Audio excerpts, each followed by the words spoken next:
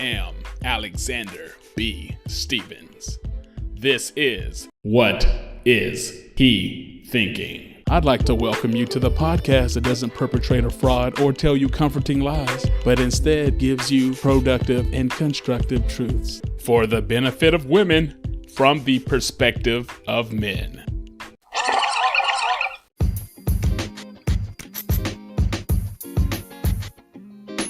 What's going on? This is Alexander B. Stevens back in your eardrums one more time with episode 16 of the podcast, part 3 of the marriage series, and part 2 of the Perspective of a Mrs. interview with Miss Karen Franklin. In this second part of the interview, we're going to focus more on marriage. Without any further ado, let's go. All right, let's move beyond the dating stage into marriage because, that's why you're here in the first place. Just in general, you're speaking for womankind now, not necessarily for yourself. Mm-hmm. But how long do you think it takes for a woman to determine if somebody they're dating is marriage material or not? I feel like day one, women automatically think they classify every man as marriage material.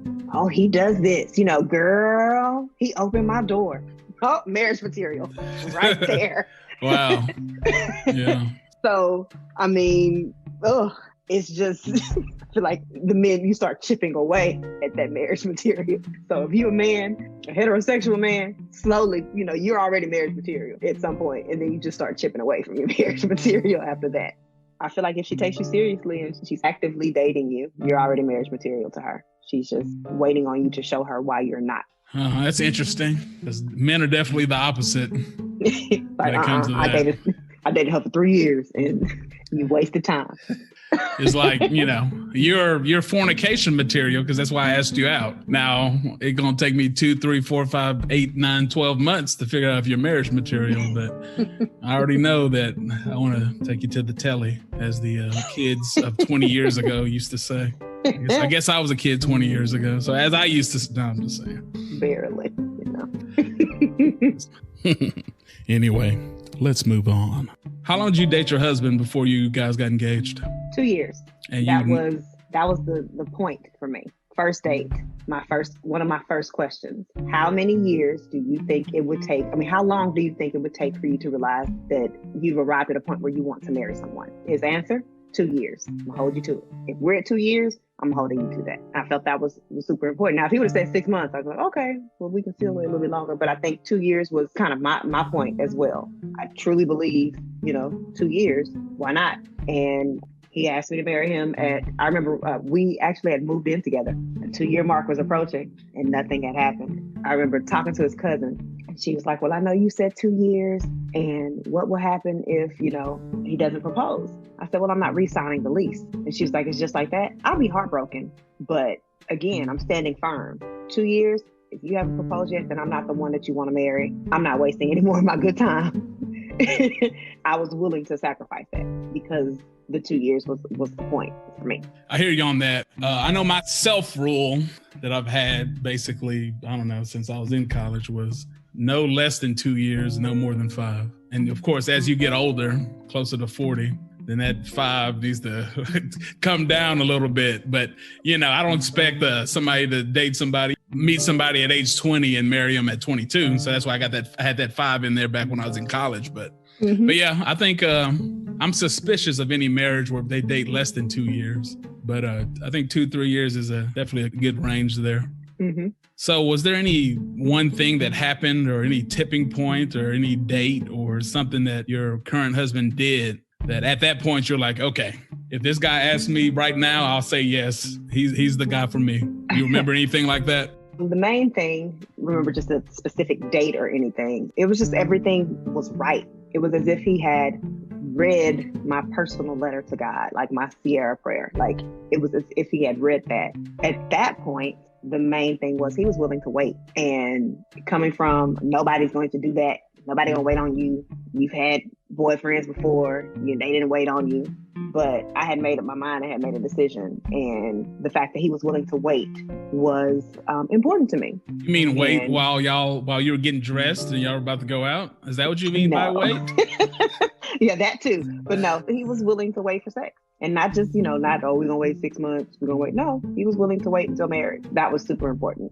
And of course, that's for like 2 years, like 1.5 years. Like, when are we going to do this?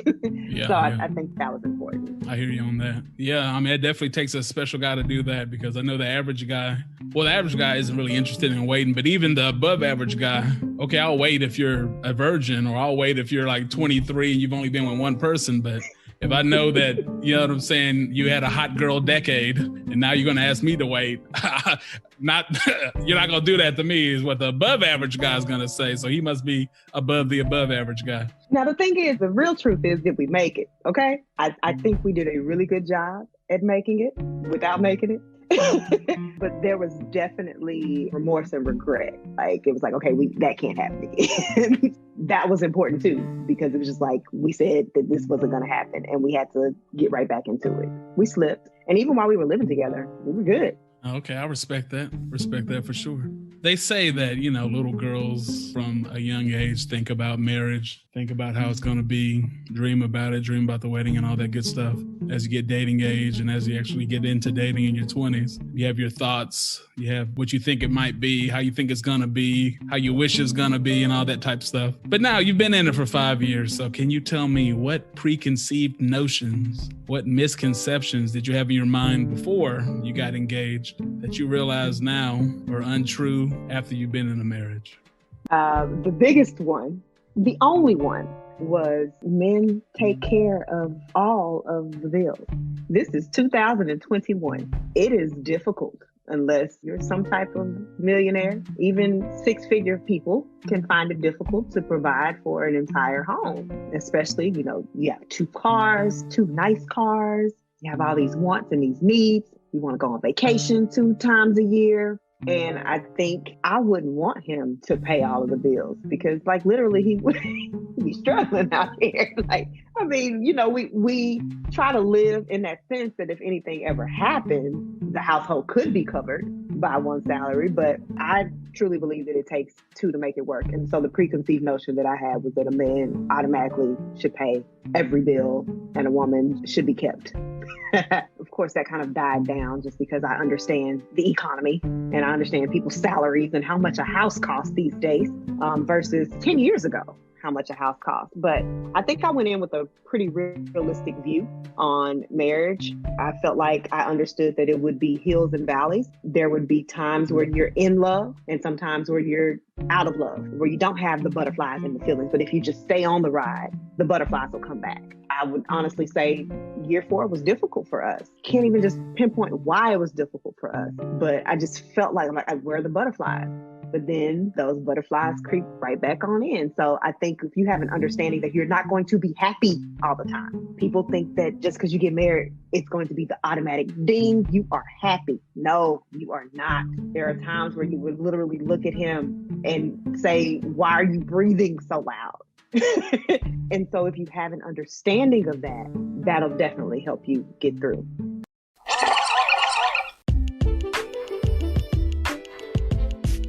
All right. That's all you're going to get right now on this video. If you want to listen to the continuation and the conclusion of this episode, or if you want to listen to one of my many other interesting and educational podcast episodes, I'm going to need you to open up your favorite podcast hosting platform and search WhatIzHeThinking. Look for the podcast by the same name as this one, and you can enjoy the rest of the episode. We're on Apple Podcasts, Google Podcasts, Spotify, Anchor, Stitcher, Amazon Music. You can find the podcast everywhere. If you have any questions, comments, or suggestions for new topics for me to discuss, please shoot me an email at whatizhethinking@gmail.com. And never forget, I'm not here to tickle your ear. My only goal is to tell you what you need to know.